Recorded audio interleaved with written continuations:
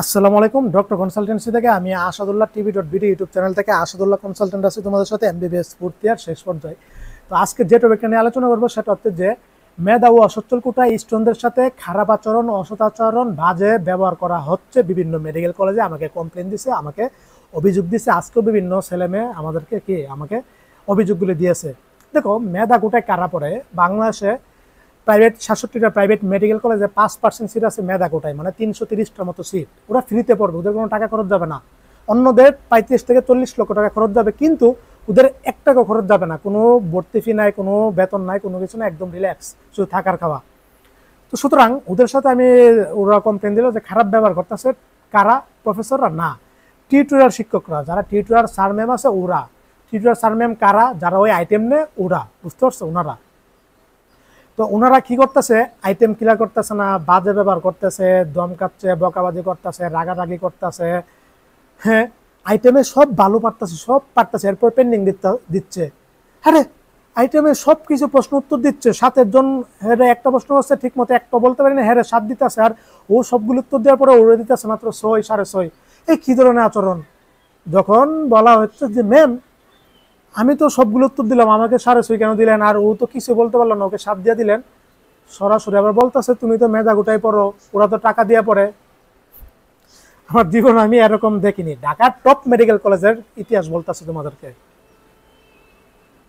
এরকম অনেক মেডিকেল কলেজে মেধা গোটার স্টুডেন্টদের অন্য নজরে দেখতেছে, অন্য চোখে দেখতেছে। প্রশ্ন হলো এটা কেন? অবশ্যই দেখো যে বাঙালির মতো হিংসুটে আর অহংকারী জাতি আর কেউ নাই।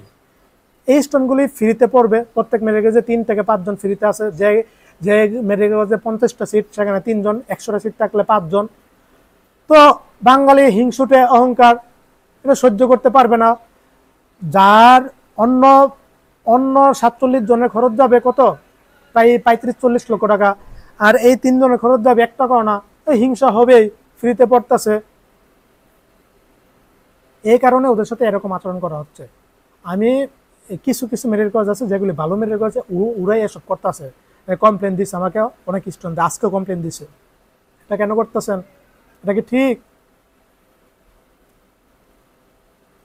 আমার জীবন আমি এমন হিস্টোরি শুনছি না।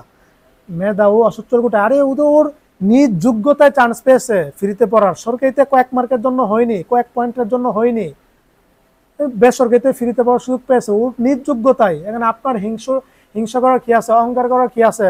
মানে বাজে আচরণ করার কি আছে? একজন ডাক্তার হয়ে এসব এটা কাম্য নয়, এটা আশা করা যায় না।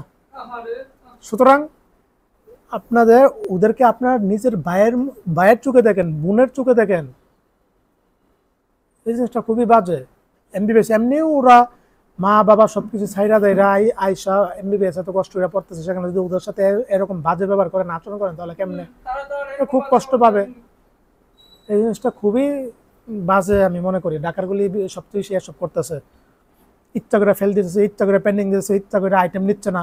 আরেকটা কমপ্লেন দিছে, আইটেমে পেন্ডিং গেছে, বলতেছে ডেট দিয়ে দিছে যে তুমি আজকে সকাল 11:30 এসে আইটেম দিবা। 11:30 গেছে, বলতেছে না 12:30 আসবা। 12:30 বাজে গেছে, বলতেছে 1:30, 3:30, মানে 3:30 বাজে যাবা। 3:30 বাজে গেছে, বলতেছে তোমার আইটেমে নিব না। এই কি ধরনের আচরণ রে ভাই?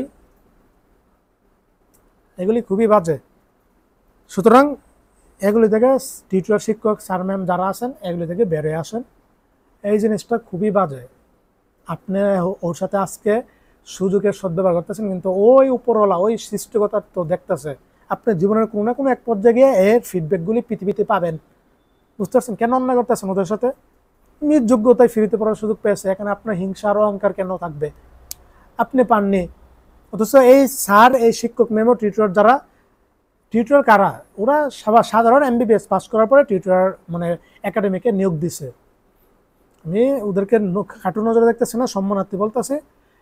ওনারা ফুল টাকায় পড়ছে, টাকা খরচ হয়েছে, ওনার হিংসার লাগবে। এই স্টুডেন্টারে, ও আমার ছাত্র, ও ফ্রিতে পড়তেছে, আমি টাকা দিয়ে পড়ছি, ওই কন্ডিশন থেকে হিংসাটা তৈরি হয়। আর মেয়েদের মধ্যে যারা একটু ম্যাম আছে, টিউটর ম্যাম, ওদের হিংসা একটু বেশি থাকে। স্যাররা এত বেশি একটা ইয়ে করে না, ম্যামরা এসব করতেছে যারা কমপ্লেন দিছ।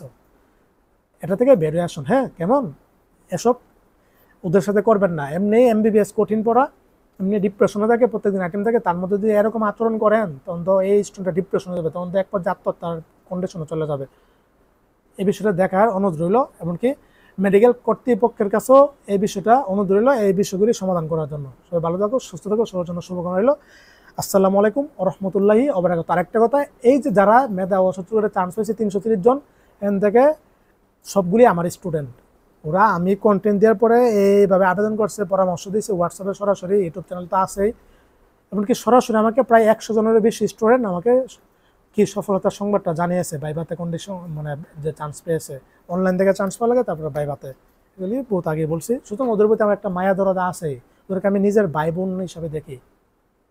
তোমরা টেনশন করো না, কিছুদিন পরে ঠিক হয়ে যাবে ইনশাল্লাহ। বেশি সমস্যা হলে একদম প্রিন্সিপাল ম্যাম কর্তৃপক্ষের কাছে বিচার দিবা, হ্যাঁ কেমন, কোনো সমস্যা নেই, তখন ওই টিচার শিক্ষক করে দেখবা জয় বাংলা ছাঁটাই করে দিবে।